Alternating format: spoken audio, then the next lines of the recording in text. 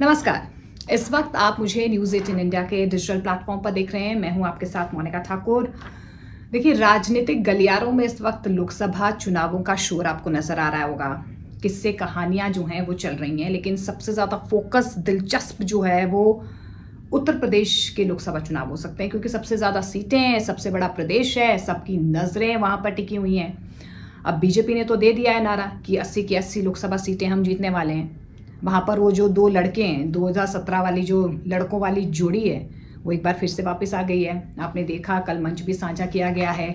63-17 का जो फॉर्मूला है वो अब एक बार फिर से जो है वो जोड़ी 2024 में कमाल करने के लिए तैयार हो चुकी है। अब 2017 में जो साइकिल चली थी वो तो पंक्चर हो गई, जनता ने उसे पंक्चर कर दिया।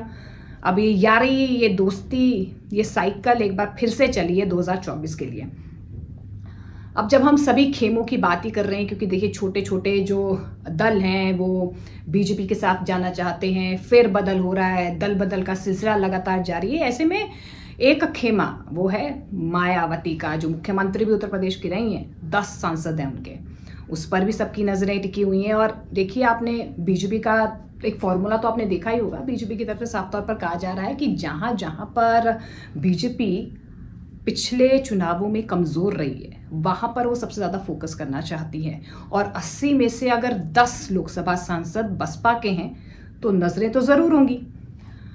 अब आपने हाल ही में देखा ही होगा कि किस तरीके से बसपा की हालत जो है वो खराब होती नजर आ रही। खराब इन द सेंस कि उनके जो सांसद हैं वो नाराज तो चल ही रहे थे, अब एक एक करके टूटते हुए भी नजर आ रहे हैं। हाल ही में आपने रितेश पांडे को तो देखा ही होगा। दो दिन पहले ही उन्होंने बीजेपी ज्वाइन कर ली है। सुबह उन्होंने इस्तीफा दिया और उसके बाद वो बीजेपी में शामिल हो गए। अब उनकी तरफ से ये कहा गया कि पार्टी में कोई उनकी सुनता नहीं था, मायावती से वो बातचीत नहीं कर पाते थे, कोई संवाद पार्टी में नहीं हो रहा था, और प्रधानमंत्री नरेंद्र मोदी की नीतियों से वो प्रभावित हो गए। अब इसके अलावा रितेश पांडे जैसे ही गए, अब टूट की खबरें बसपा में लगातार आ रही हैं। अब ये कहा जा रहा है कि बसपा में भगदड़ मच गई है। कोई सांसद सपा के संपर्क में है, कोई कांग्रेस के संपर्क में है। अब 3 से 4 सांसद जो हैं वो बीजेपी के संपर्क में हैं। कुछ लोगों ने अमित शाह से मुलाकात कर ली है, कोई कह रहे हैं कि प्रधानमंत्री नरेंद्र मोदी से भी मुलाकात वो कर चुके हैं, और जल्द ही ये लोग अपना अपना खेमा जो है वो चुन सकते हैं।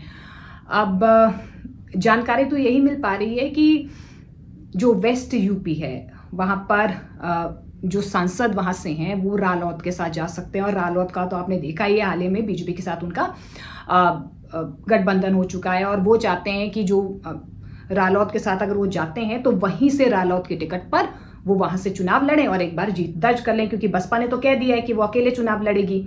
अब जितने भी सांसद हैं उनको ये उम्मीद नहीं है कि वो जीत पाएंगी, और यही वजह है कि अब बसपा में ये भगदड़ जो है वो मचती हुई नजर आ रही है। और माना ये जा रहा है कि 3 और ऐसे सांसद हैं जो बसपा में शामिल हो सकते हैं। 2 की बातचीत कांग्रेस के साथ चल रही है। अच्छा, गाजीपुर से जो सांसद हैं अफजल अंसारी, वो समाजवादी पार्टी में पहले ही जा चुके हैं और वहां से टिकट भी समाजवादी पार्टी उन्हें दे चुकी है। तो आप देखिए कि कुल मिलाकर लगभग 8 ऐसे सांसद हैं जो दूसरी अन्य पार्टियों के साथ संपर्क में हैं, वहां जाना चाह रहे हैं, क्योंकि उनको जीत की उम्मीद जो है अब या तो बीजेपी में नजर आ रही है, या कांग्रेस में, या समाजवादी पार्टी में। अब सिर्फ केवल 2 सांसद जो हैं वो मायावती के पास अभी फिलहाल है, और मायावती इसके बाद क्या करेंगी, क्योंकि देखिए अकेले चुनाव लड़ने की बात उनकी तरफ से कह दी गई है। विधानसभा चुनावों में आपने तो उनका हश्र देखा ही है। इससे पहले 2019 की बात करें तो समाजवादी पार्टी और बहुजन समाज पार्टी ने एक साथ चुनाव लड़ा था, तभी 10 सांसद जीत कर आए थे। लेकिन विधानसभा चुनाव जब वो गठबंधन टूटा ना, उसके बाद फिर बहुजन समाज पार्टी ने जब विधानसभा चुनाव अकेले लड़े तो एक विधायक वो जीत पाई। तो ऐसे में मायावती ने रिएक्शन तो दिया, लेकिन मायावती पहले तो ये कह गई कि कोई फर्क नहीं पड़ता कि पार्टी से कोई भी चला जाए। लेकिन उसके बाद हमने देखा कि जिस तरीके से ये खबरें आने लगी कि रितेश पांडे जा रहे हैं, उसके बाद 3 और सांसद जा सकते हैं, 2 और जा सकते हैं, उसके बाद उनकी थोड़ी सी हमने देखा कि उनकी ध्वनि में थोड़ी सी विनम्रता आई, थोड़ी सी विनम्रता उनके एटीट्यूड में आया और उन्होंने अपनी विचारधारा जिस नींव पर बसपा को रखा गया था उस विचारधारा को याद दिलाते हुए उनकी तरफ से कहा गया कि हम बाबा साहब अम्बेडकर विचारधारा से आगे बढ़ रहे हैं, हम पूंजीपतियों के विचारधारा से आगे नहीं बढ़ रहे हैं और ऑपर्चुनिस्टिक नहीं हैं हम। जहाँ पर लोगों को जीत की उम्मीद लग रही है वहाँ पर अगर वो जाना चाह रहे हैं, पहले अपने अंदर झांक कर देखें कि उन्होंने अपने क्षेत्र के लिए क्या काम किया, वहाँ की जनता के लिए वो कितनी बार मौजूद रहे हैं, इससे पहले कि वो मुझसे सवाल पूछें कि हम पार्टी लाइन पर अपनी बात नहीं रख पा रहे थे या हम मायावती से डायरेक्टली बात नहीं कर पा रहे थे। तो अभी बसपा की स्थिति ये है कि भगदड़ बसपा में मची हुई है। सांसद इधर उधर जाना चाह रहे हैं क्योंकि देखिए चुनावी सीजन है, दल बदल का मौसम तो है ही।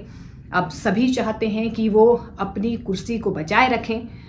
अब आगे आने वाले दिनों में बसपा का क्या हाल होता है इस पर हमारी नजरें टिकी हुई हैं। लेकिन देखिए चुनाव आपको ही करना है कि आपको अपना सांसद किस रूप में चाहिए, काम करने वाला चाहिए, पार्टी सिंबल वाला चाहिए या चेहरे वाला चाहिए। तो उत्तर प्रदेश की चुनावी बातें इसी तरीके से हम जारी रखेंगे। बसपा के हालात पर, उसके फ्यूचर पर भी बातचीत करते रहेंगे।